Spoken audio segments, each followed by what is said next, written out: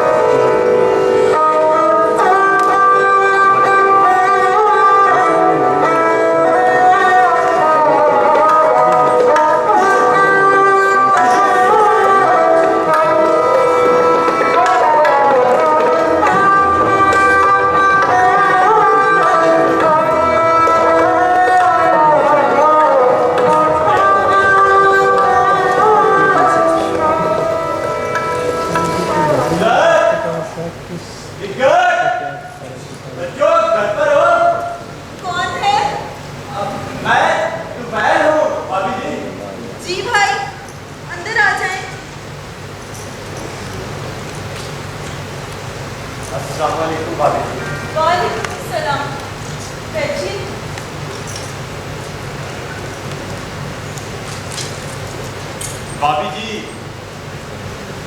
आज मंटो साहब को फौत में 3.5 माह गुजर गए। मरहूम की बड़ी ख्वाहिश थी कि नकूश का मंटो नंबर छपे, मगर अफसोस मैं उनके जीते जी उनकी यह ख्वाहिश पूरी न कर सका। भाई, सादत साहब की उम्र में बहुत सी ऐसी ख्वाहिशात जो कभी पूरी ना हो सकी। खुदा की कसम, रात को सोते हुए बेटियां जब अपने बाप का नाम लेती हैं तो कलेजा मुंह को आता है।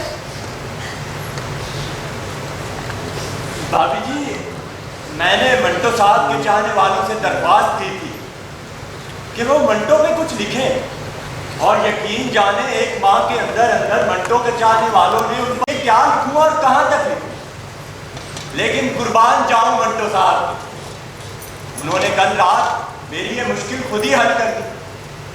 कल रात मैं जब लिखने बैठा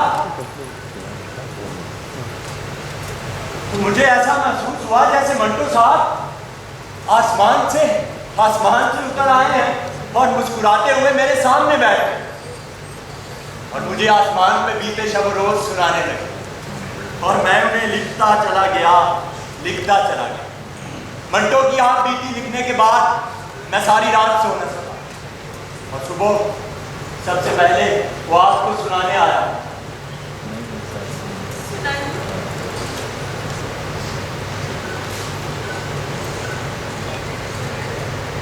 मुझे यहाँ आए हुए 3.5 माह गुजर चुके हैं, लेकिन मैं तुम्हें खैरियत का खत तक न लिख सका। उसकी वजह यह है कि यहाँ का माहौल मेरे लिए नया है, मगर यकीनन उस माहौल से अच्छा है जिसमें मैंने 42 साल तक झक मारी। वहां जब तक रहा सूली पर लटकता रहा। जब से यहाँ पे आया हूँ ना निखत ने कोई फरमाइश की है, ना ही नुसरत और ने। तुम्हें तो इल्म है मुझे अपनी बच्चियों से बेइंतहा मोहब्बत थी। जब उनकी कोई फरमाइश पूरी न कर पाता तो दिल खून के आंसू रोता। कई मनहूस साल ऐसे भी गुजरे हैं जब बच्ची की सालगिरह थी और जेब में फूटी कौड़ी नहीं। ऐसे हालात में मैं कब तक जिंदा रह सकता था। कुदरत तो मुझे इस इंसान को उस माहौल में मजीद जिंदा रखना चाहती थी, मगर मैंने ही अपने लिए ऐसे असबाब कर लिए जो तुम्हारे उस जहन्नुमगार से निकलने में कामयाब रहा। ज़माने ने ना मेरी कदर की और ना दूसरे अहले कलम। तुम्हें इल्म है अगर हम लोग तुम्हारे यहाँ ना हो तो सिवाय इल्म अदब और आर्ट के सब कुछ हो। जो भी यहाँ पहुँच गया मजे में है। अक्सर कलमकारों से मुलाकात रहती है। मेरी तरह सभी मुंह फुलाए बैठे हैं। बात ने तो तुम्हारे इस नुमाइशाबाद की शान में ऐसी ऐसी हिजवियात कलमबंद की हैं कि छप जाए तो तुम्हारे यहाँ के कई सरबरे सरे बाजार फिटे। तुम्हें तो इल्म है, तुम्हारे यहाँ मुझ पर 5 मुकदमात सिर्फ फहाजी के इल्जाम में कायम हुए, हालांकि मैंने कुछ फौज तहरीर नहीं किया था। इस दिन में मुझ पर क्या क्या ना सितम ढाए गए, वारंट निकले, गिरफ्तार हुआ, दोस्तों से उधार लेकर जुर्माना चुकाया, मगर फिर भी मैंने इंसाफ जिंदाबाद का नारा लगाया। जहाँ ना करता गुनाहों की सजा मिलती हो वहाँ कौन कम वक्त रहे। काश मुझे यहाँ कोई नक्कार मिल जाए जिससे मैं तनकीदी बहस कर सकूं। तनकीदी बहस करते हुए इन 3 लफ्जों का ख्याल रखना पड़ता है। जिसने इन 3 लफ्जों का सही इस्तेमाल कर लिया समझो बाजी ले गया। वो 3 लफ्ज ये हैं, अगर, मगर और लेकिन। जब तक नक्कार तकनीकी कुव्वतों से माला माल हो, इनकी तहरीरों में तवाज़ुन पैदा होगा ना वाकईयत के साथ तलूल। जब फनकार के दिल के साथ साथ नक्कार का दिल भी धड़केगा तो जो भी लिखा जाएगा या पढ़ा जाएगा उस पर ईमान लाना ही हो। यहाँ शराब तहूर आम है, पानी न पीजिए, शराब तहूर पीजिए। तुम्हारे हाथों बड़ी थर्ड क्लास किस्म की शराब मिलती है, मगर मुझे उसके लिए भी क्या क्या ना पापड़ बेलना पड़ते। कई मरतबा उस नामुराद की खातिर जलील तक हुआ। एक बड़ी खतरनाक मगर राज की बात बताता हूँ, किसी से जिक्र मत करना वरना पिटोगे। यहाँ जितनी भी लड़कियाँ हैं वो हजारों साल पुरानी हैं, लेकिन कम वक्तों का जिस्म और बांक पर तकद्दुस तोड़ है। इस मसले में तुमसे हमायत करना कतई जुर्म, इसलिए तुम इस मसले में मेरे जुर्म वाक़या हो। यहाँ पहुंचा तो गालिब ने बहुत तंग किया। तुम्हें तो पता है कि लिखने वालों में मैं सिर्फ गालिब को मानता हूँ, मगर जब उसने भी ऐसी ऐसी बातें की तो मैंने कहा लानत हो सादत हसन मंटू तुम पर और तुम्हारी हकीकत निगारी पर। बहरहाल मेरी इतनी ज्यादती के बावजूद गालिब से गाड़ी छिनती है। हम अक्सर इकट्ठी पीते हैं, हकीकत आशना होते ही हमारी अना बेदार हो जाती है। गालिब कहता है मैंने अफसाने को फजूल चीज समझकर हाथ ही न लगाया। मैं कहता हूँ शेर कहना भी कोई बड़ी बात नहीं मिर्जा साहब। मेरी नस्र की हर सत्र में एक शेर छोड़ पूरी की पूरी नस्ल पिन्हा होती है। बात दोनों की गलत है, मगर हम अपनी अना का क्या करें। मुबारक हो चाचा साहब का दबदबा तो तुम्हारे यहाँ दिन दुगनी और रात चुगनी तरक्की कर रहा है। बड़ों का अदब करना जरूरी है, मगर इसका हरगिज़ ये मतलब नहीं कि सआदतमंदी के मानी बिल्कुल भी नहीं है कि अपनी नन्ही सी जान को खतरे में डाल। सुना है मेरे यहाँ चले आने पर तुम्हारे यहाँ बहुत शोर मचा। रेडियो पर इस नाचीज की गुमशुदगी के ऐलानात होते रहे। ये वही रेडियो वाले हैं ना जो मुझे अपने हाथ घुसने तक नहीं देते। अखबारात मेरी गोपोशी का क्यों मातम कर रहे हैं। इनका रवैया भी तो मेरे साथ बरादरान यूसुफ जैसा था। तुम लोगों को अपने मुनाफिकाना रवैये पर शर्म आनी चाहिए। इत्तलान अर्ज है कि यहाँ मेरी किताब गंजे फरिश्ते काफी पसंद की जा रही है। हो सके तो मेरी बीवी और बच्चों का ख्याल रखना। खैरंदेश सहादर हसन मन।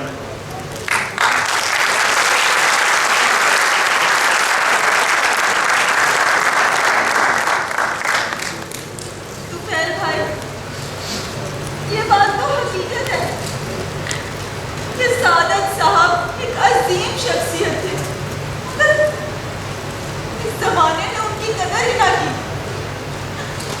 कभी कभी तो ऐसा लगता है जैसे वो यही है, हमारे पास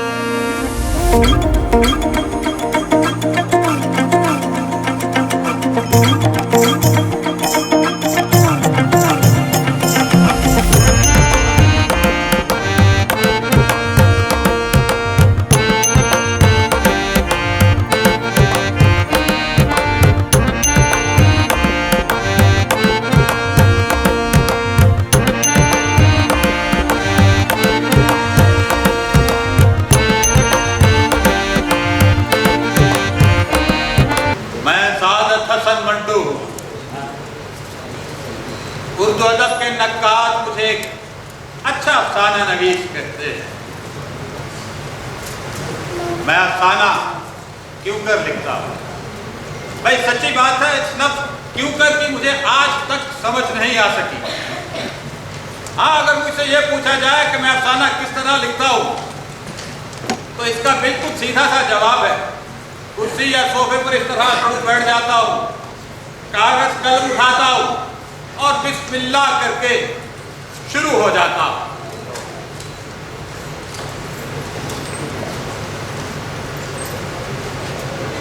पूछने वाले ये भी पूछ सकते हैं कि मैं अफसाना कैसे लिखता हूँ, तो मैं अफसाना बिल्कुल वैसे ही लिखता हूँ जैसे खाना खाता, नहाता, सिगरेट पीता या झक मारता हूँ।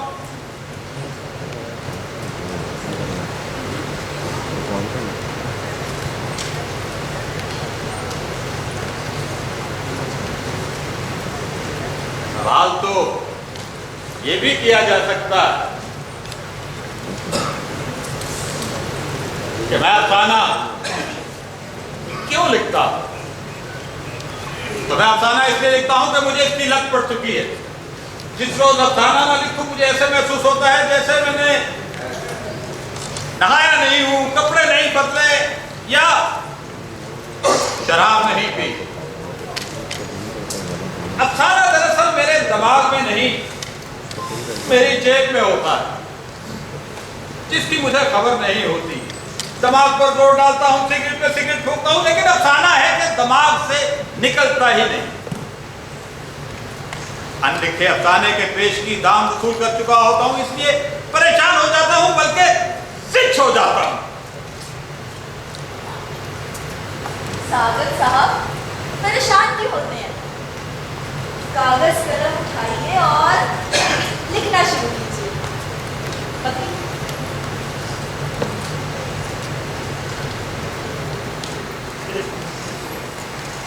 बीवी के कहने पर कागज कलम उठाता हूं और बिस्मिल्लाह करके शुरू हो जाता हूं।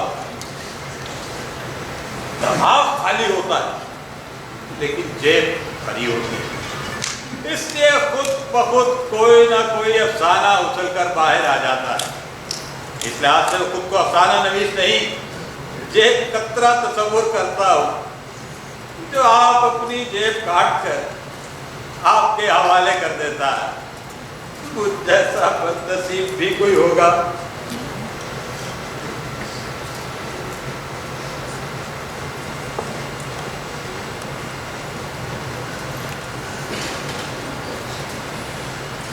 मैं महसूस कर रहा हूं कि आप लोगों को मेरे इस तरह बैठने पर कुछ एतराज है।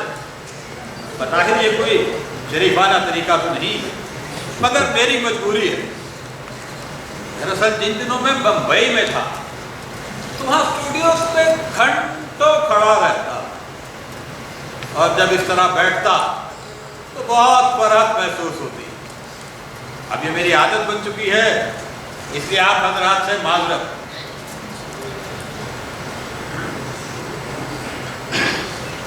जैसे कि मैंने पहले कहा कि अफसाना नवीसी की मुझे लत पड़ चुकी है, इसलिए अब मेरा जरिया मौज भी यही है। दिन रात मेहनत के बाद कितना कमा पाता हूँ जो मेरी जरूरियात के लिए तो काफी है, मगर पसंदाज कुछ नहीं। एक फिक्र जो मुझे दीमक की तरह चाट रही है कि अगर आज मैंने आंखें मूंद ली तो मेरी बीवी और 3 बच्चियों की देखभाल कौन करेगा? मैं लाख सिंह की रुजत पसंद, दहशत पसंद, लतीफा बात सही, मगर 3 बच्चियों का बाप और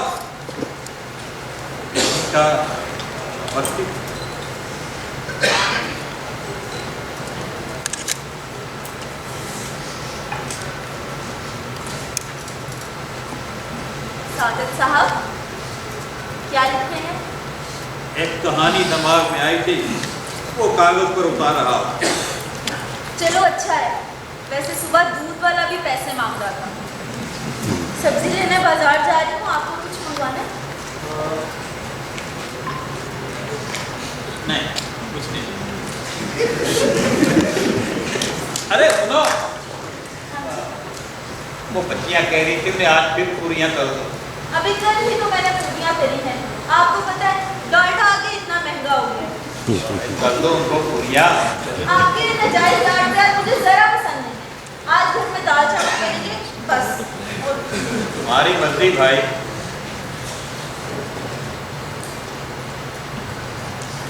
सादत साहब, मुझे याद आया आपने छापे खाने के लिए दरख्वास्त दी थी, क्या बना?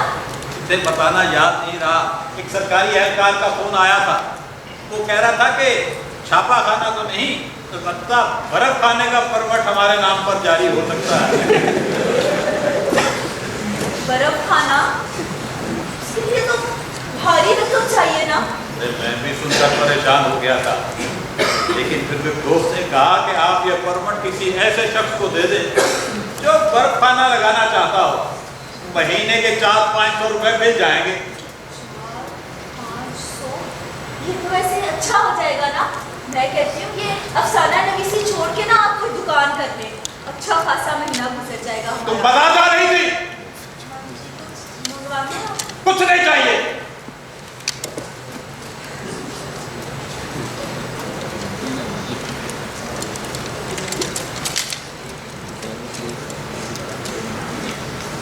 सफिया बेगम की शदीद तरीन ख्वाहिश है कि मैं अफसाना नवीसी छोड़कर बनिया बन जाऊं। सादत हसन मंटू एक बनिया, क्या इसमें भी एक अफसाना ना लिखा जाए?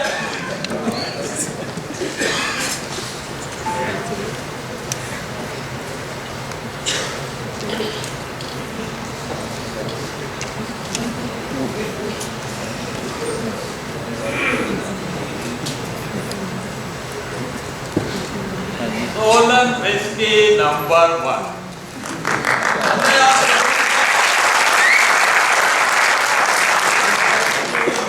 सलून में इसका कोई जोड़ नहीं। जब साले कृष्णचंद्र के सामने मैंने सोलन खोली तो बड़ी हैरत से बोला,